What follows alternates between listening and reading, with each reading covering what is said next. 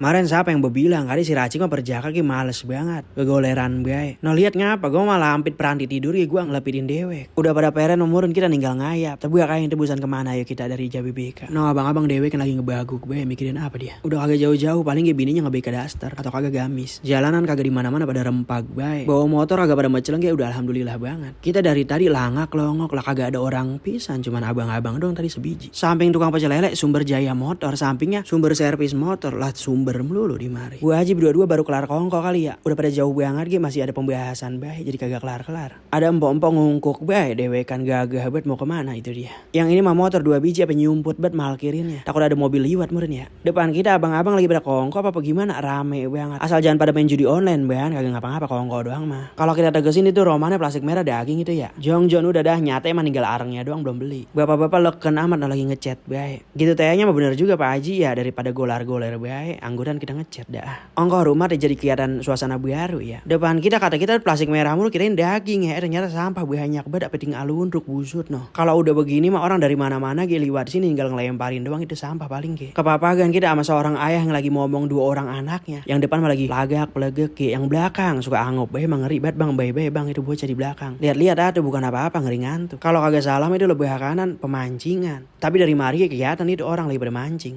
Emang kayak gitu tehnya daripada kita bengong ngabugaguk bae bener kita mancing sekalian tuh. Bari melohok gitu atau umbul-umbul ke kedutan lah dapat ikan kita.